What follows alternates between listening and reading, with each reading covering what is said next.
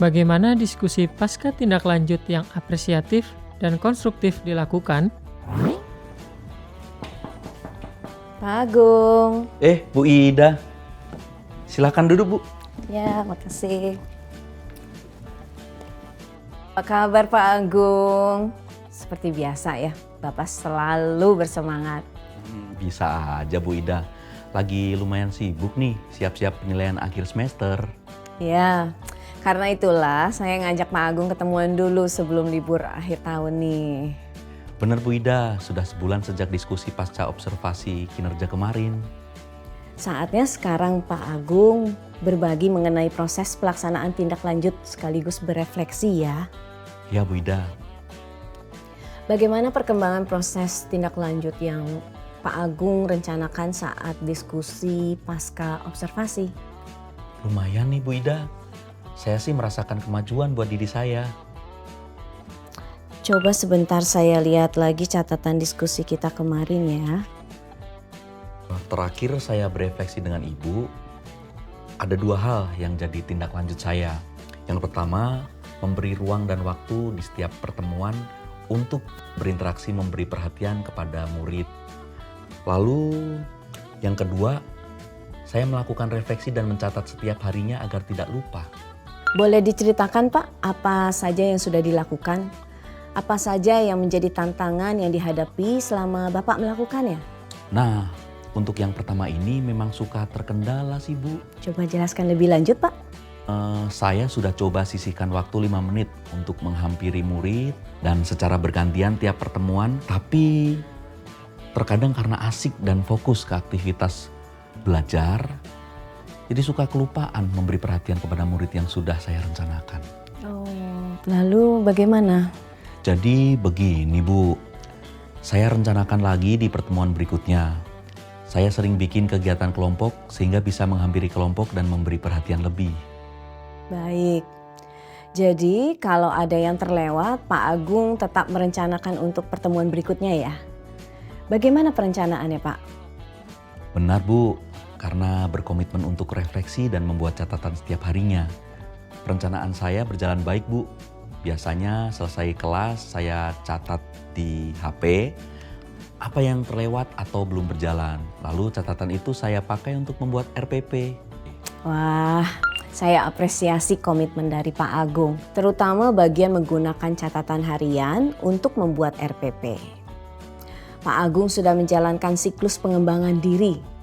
Saya dapat melihat kemajuannya. Kasih, Bu Ida. Ini juga karena refleksi pasca observasi kemarin. Bu Ida membantu saya untuk menemukan apa yang harus diperbaiki. Apa yang Pak Agung saat ini rasakan? Saya cukup bangga pada diri saya sendiri, Bu. Apa yang membuat Pak Agung merasa bangga? Awalnya saya kurang yakin mau terus membuat catatan refleksi karena tidak semua rekan-rekan guru melakukannya. Tapi setelah 2 minggu saya coba, kok ya jadi lebih membantu saya membuat RPP. Tujuan saya memperhatikan semua murid semakin tercapai, Bu. Mantap sekali Pak Agung. Kalau ke murid, kira-kira sejauh mana mereka merasakan dampak Pak? Jujur, saya belum kepikiran ke sana, Bu. Perhatian yang Bapak berikan itu kan untuk murid ya sasarannya? Benar, Bu. Saya malah kurang memikirkan apa yang mereka rasakan ya. Apa perubahan pada murid-murid yang Bapak rasakan ketika mengajar? Lebih interaktif sih mereka. Lebih aktif berdiskusi juga. Apa perasaan Bapak dengan kelas seperti itu? Senang lah, Bu. Jadi semakin semangat. Syukurlah, saya ikut bersemangat nih. Pak Agung tadi sempat bilang kalau belum memikirkan dampak yang dirasakan para murid. Apa yang Bapak lakukan untuk ini? Saya mau coba observasi perubahan sikap mereka di kelas sambil ajak mereka refleksi.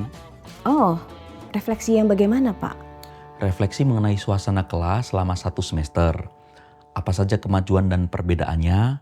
Apa yang paling disukai dan mereka apresiasi dari kelas saya? Gimana menurut Ibu? Bagus Pak. Kapan rencananya untuk melakukan ini?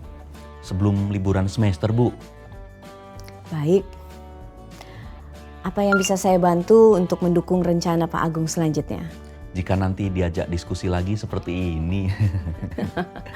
Baik Pak Agung, terima kasih waktunya ya. Saya senang sekali dengan diskusi kita hari ini. Saya juga senang, Bu. Bapak Ibu, dari contoh tadi, berikut rekomendasi agar dapat terjadi dialog yang konstruktif. Pertama, persiapkan diri dengan membawa catatan perkembangan guru untuk menunjukkan minat dan perhatian. Kedua, beri apresiasi pada setiap usaha dan komitmen yang sudah dijalani oleh guru. Ketiga, gunakan paradigma berpikir coaching dalam setiap percakapan. Fokus dari diskusi ini adalah optimalisasi potensi guru. Keempat, pandu refleksi terkait dampak kepada para murid dari tindak lanjut yang dilakukan. Jangan lupa, tujuan dari perubahan perilaku ini adalah untuk peningkatan kualitas pembelajaran pada murid. Demikian contoh dan rekomendasi untuk diskusi pasca tindak lanjut. Selamat mencoba!